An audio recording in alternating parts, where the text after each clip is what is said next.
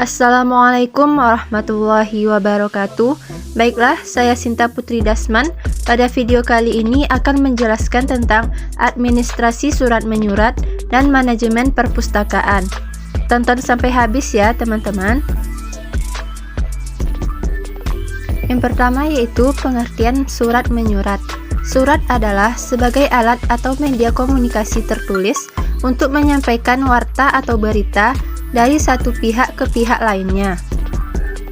Dewi 2011 menjelaskan bahwa surat merupakan salah satu alat komunikasi tertulis sehari-hari dalam sebuah organisasi. Jenis surat yang diterima maupun yang dikirim keluar ada berbagai macam. Untuk itu, dibutuhkan pengelolaan surat dengan teknik, metode, serta sistem tertentu sesuai instansi masing-masing. Selanjutnya yaitu fungsi surat menyurat. Surat berfungsi sebagai sarana komunikasi dan alat penyampaian pesan. Surat terutama secara resmi juga berfungsi sebagai yang pertama, wakil dan penulis atau pengirim. Yang kedua, pedoman dalam mengambil tindak lanjut. Yang ketiga, alat pengingat atau berpikir. Yang keempat, media alat bukti duta komunikasi. Yang kelima, alat tata usaha. Dan yang terakhir, pengukur maju mundurnya aktivitas suatu usaha. Selanjutnya, prosedur pengelolaan surat masuk.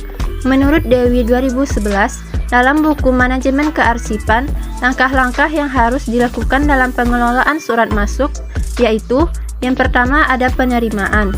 Cara pengurusan penerimaan surat dilakukan dengan mengumpulkan dan menghitung jumlah warkat yang masuk, meneliti ketepatan alamat, menggolongkan surat sesuai jenisnya, menandatangani bukti pengiriman pada kartu atau buku sebagai tanda bahwa surat telah diterima.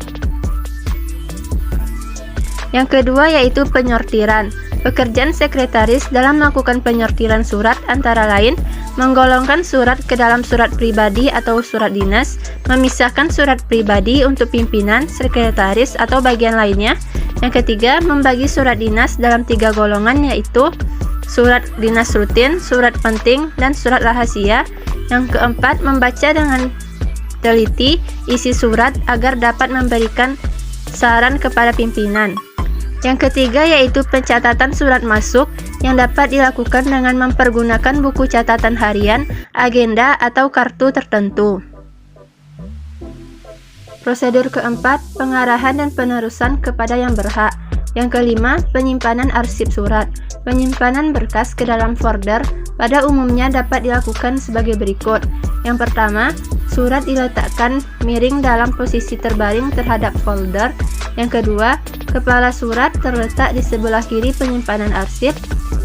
Kemudian disusun secara kronologis menurut urutan tanggal yang terbaru di depan.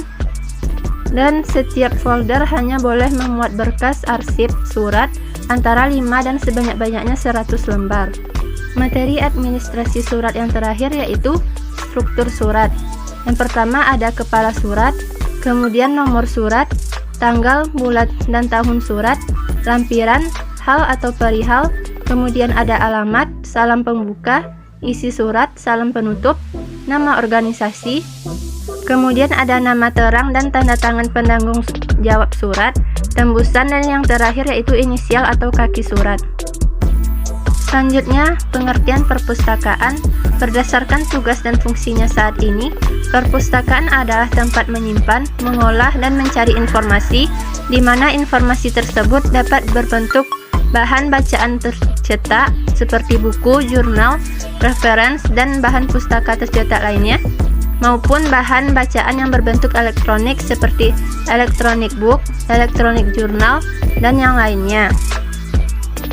Kemudian manajemen perpustakaan merupakan suatu proses dan upaya mencapai tujuan perpustakaan dengan mengatur dan memanfaatkan sumber daya perpustakaan yang dimiliki berupa manusia, dana, perlengkapan, dan koleksi perpustakaan sehingga dapat menghasilkan karya, fungsi, peran, dan keahliannya masing-masing. Selanjutnya, fungsi manajemen perpustakaan. Yang pertama yaitu planning atau perencanaan, yang kedua pengorganisasian atau organizing, yang ketiga penggerakan atau actuating, yang keempat pengawasan atau controlling, dan yang terakhir yaitu evaluasi atau evaluation. Kemudian yaitu struktur organisasi perpustakaan. Di sini saya mengambil contoh struktur organisasi perpustakaan sekolah, di mana yang paling atas yaitu ada kepala sekolah, kemudian di bawahnya ada dewan guru, kepala perpustakaan, dan tata usaha perpus. Kemudian di bawah kepala perpustakaan ada dua bagian pelayanan, yaitu bagian pelayanan teknis dan bagian pelayanan pembaca. Baiklah, itu pembacaan materi dari saya. Terima kasih sudah menonton video ini. Tunggu video selanjutnya ya teman-teman. Assalamualaikum warahmatullahi wabarakatuh.